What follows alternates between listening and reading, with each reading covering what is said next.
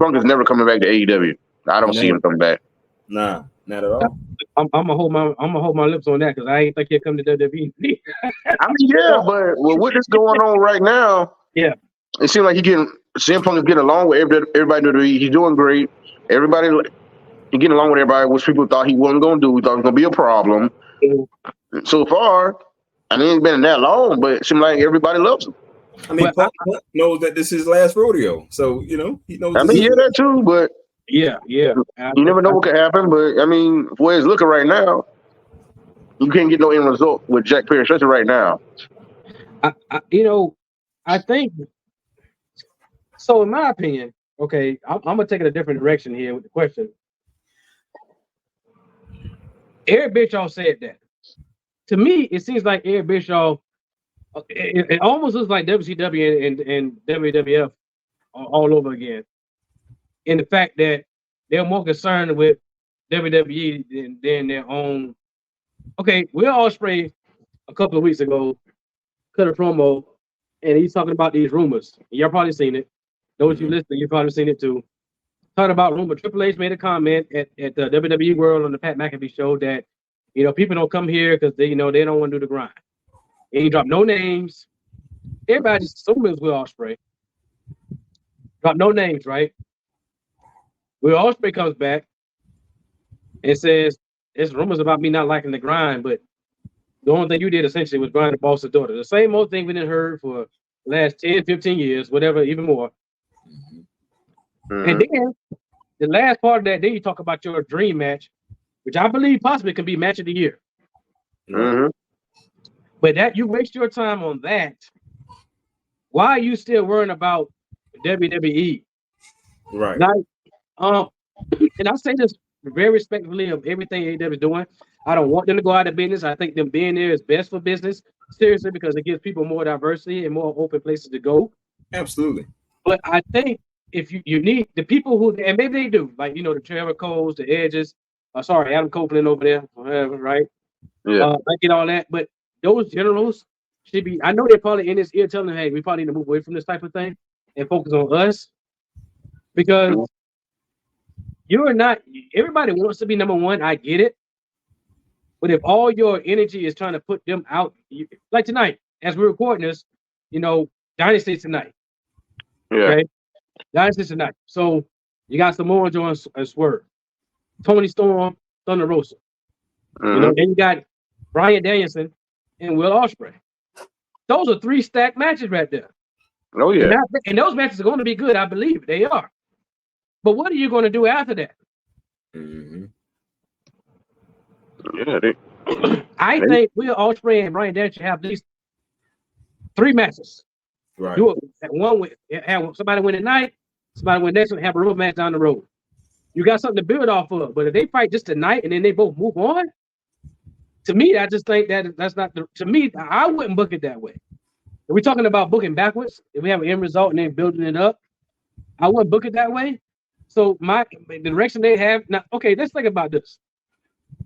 I remember calling RC about 3 years ago. I don't know what show it was, but it's the same one that helped me out here. Who remember? It was Adam Cole and Bryan Danielson debuted in the same show. Mm-hmm.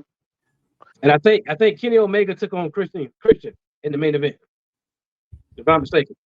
And Kenny Omega and the Young Bucks and a couple of those folks out there talking. Adam Cole came, Bryan Danielson came. I remember superstars coming on, former wrestlers, professional wrestlers were saying, if I was today, I'll go to AEW. WWE ain't getting it. I'll go to AEW. I'll go ahead. And I don't know if that got to their head. Now, and I say I'm talking about the booking team. I'm not talking about the professional wrestlers because there's really no coach really in the wrestlers if you pay attention to it. The wrestlers want everybody to succeed. It's the fans sometimes and some of the booking, right? Mm-hmm. So they took that and ran with it. At that time they had CM Punk, as well. But now it's like the roles, I ain't gonna say being reversed, but now you got your test. Can you pass the test of this? You need to focus on what you need to be around because it makes the business better. But your focus should be on AEW. Wrestling wise, yeah, they knocked it out the park. Wrestling wise, they're knocking it out the park. But they need to have something to latch on to. Like if you take I hate to say it like this, but does it sound like desperation for you to bring a video from your largest gate? And the only thing people remember is hearing about that fight, and then you remind them of that fight from your largest gate. All right. So nobody remembers no matches from that day. Barely. Will Ospreay took on Jericho. CM Punk took on Samoa Joe. Then you had all these multi-person matches.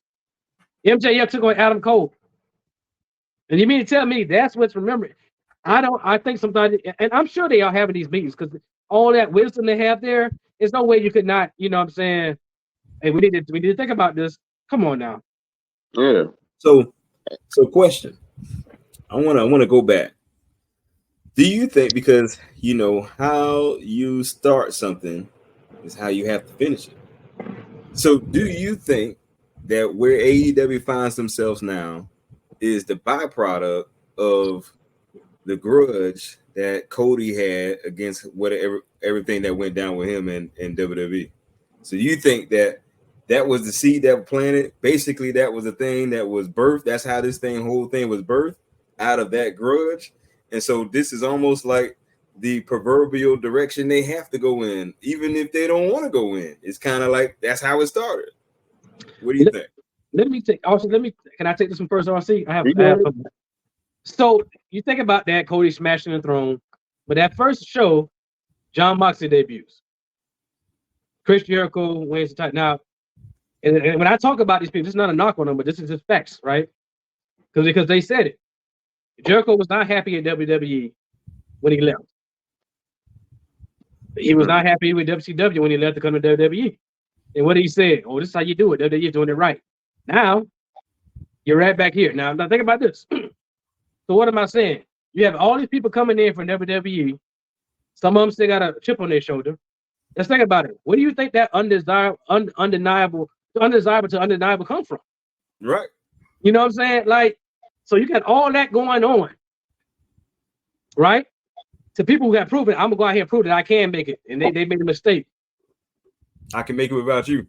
Yeah, but now I ain't gonna say you're going to goose, but I'm gonna say that person, you know, whatever. We still don't know what happened.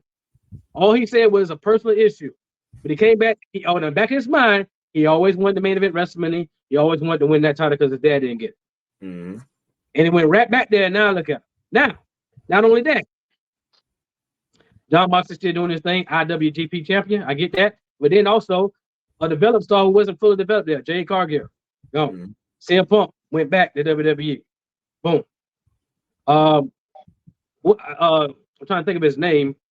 What is Brian Pillman's son name? Alexis King. Alexis King. Okay, another developed star there. Boom.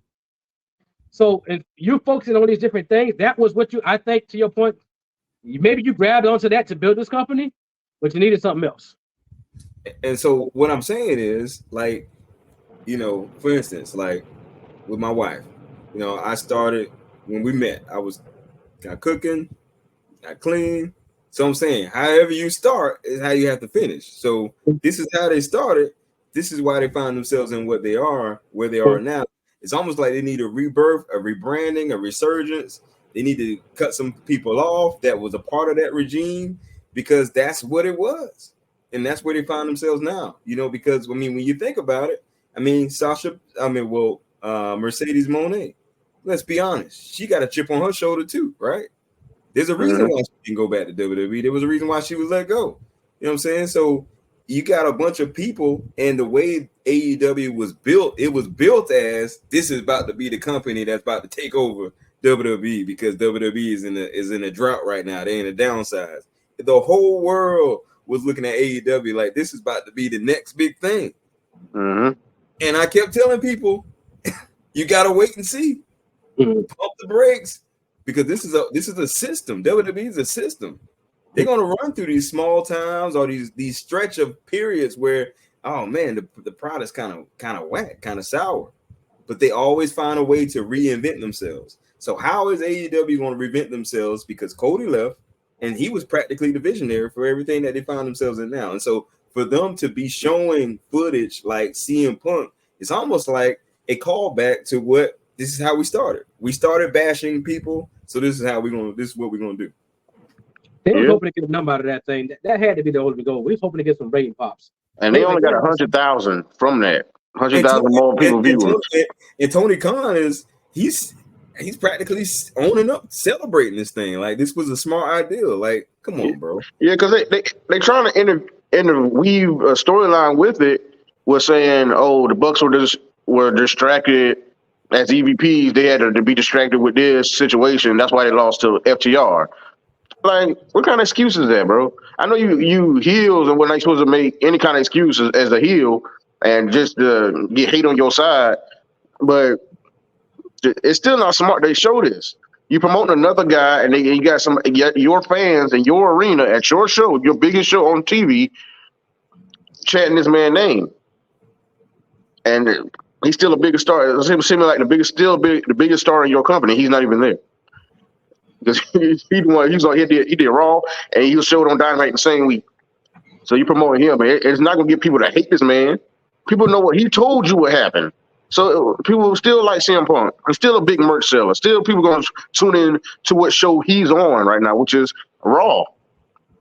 You still got people that going over there. And you said how the AEW started, and with Cody's vision was always being contested because I think that's why he left. I mean, pretty much why he left, because his vision or the way he wanted to tell a story was being contested, and the Bucks and I guess Tony Khan wasn't seeing that part of vision. They want to do their own thing, and Cody had his own reasons, other reasons to go back to WWE. He wanted to main event WrestleMania, which is what he did past couple of years, and get the title, which is what he did this year. So he made his goals. So what are y'all goals now instead of just putting on great matches? Right. What are your goals? They have to notice, and people are there to help you. People that's not even in the company fully want to help you. I mean, they want to see you around. The stands ain't always packed, though. I mean, and that's another issue. And they have videos out there, people talking about Tony Khan doing a meltdown, not a meltdown, but trying to desperately keep people in the arena for Ring of Honor. Yeah, I think he was begging. They said the headline was, I didn't watch the video, but the headline said that he was begging people to stay. Yeah, I saw the video. I mean, he wasn't trying to beg, but he was trying to. He really was just trying to, make up for time because they were setting up everything. So he's trying to keep the fans involved and talk to the fans a little bit and see if they some of them coming to Dynasty and other shows that's going to be near the city that he was in. So it wasn't a meltdown or nothing. People just, Tony Khan is just an overexcited guy. People, that's how he talks. Mm-hmm. People don't think he being desperate or having a meltdown, but it's just how he talks. He talks with a strain in his voice a lot. And he's overexcited, like he's on a lot of coffee or whatever, right.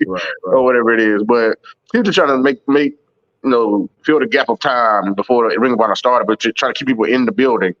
Mm-hmm. But yeah. But you gotta focus on you and stop focusing on what the internet says or what these podcasts say. Focus on people that's in your company trying to help you build this company. Like FTR said after they showed the video, we're trying to focus on us. Why are you showing something from 8 months ago? We focus on us and people we have here who love to be here and want to have a great show and rival WWE, but we don't have to mention them every week or other week or every 2 weeks. We need to mention us and what we got going forward. Right. Because we have great talent. Yeah. But we need to tell stories with our talent that who wants to be here, who has come here from WWE to tell a story that they weren't able to tell in WWE. Because Edge came out and did a great promo basically saying, hey, I think it was during WrestleMania week. Like, this is the time we celebrate. We celebrate WrestleMania, celebrating all this stuff. We're moving forward. And then they come out with the video. You know what I mean? Right. Tears down what he just said. Yeah. So I'm like, man, I guess for the direction, I guess they're still trying to find the direction. I mean, they're still a young company and the story is yet to be unfold. But I think what they're missing is good storytelling, man. They don't have any good storytelling. Like, I was listening to a podcast and Eric Bischoff said that Mercedes Moné was supposed to be on the show. She's not on the show. So, how you drawing money from somebody that's not there, Right. And she invited people to come see her and they only saw her on the screen. Right. Yeah. She promoting that out there, saying go. She put the link for the Ticketmaster or whatever. I took her, like, come see me on this date, and she's not even there. She on the screen just having an interview. Right. Like, you're not even gonna come out just to see the people, or are you actually there? I mean, what's going on? He probably wasn't there. Yeah. Yeah. So it's false advertising a little bit. It can be to some people. Yeah. I tell you what, though, I'm looking forward to. I don't know if you know this, Sean, or so you might want to come on down, man. I think last show of the year is going to be here. Okay. In December. Okay. So, we'll see what happens there. That'd be a good experience. But nonetheless, to your point, maybe they're trying to milk it, like maybe not have her. But if she invite people there to come see her, she should be on the show. Mm-hmm. She's talking about Double or Nothing. She's in Vegas, and I get that. But, all these people coming, and like I said, I think the wrestling's going to always be there for them. But the direction of it, I mean, think about it. I want to keep hopping on this because I feel like I'm on a soapbox with it. You have all that wisdom there, 20 plus years in the business. Adam Copeland, Chris Jericho, Mark Henry, Paul White, Tony Schiavone, Jim Ross,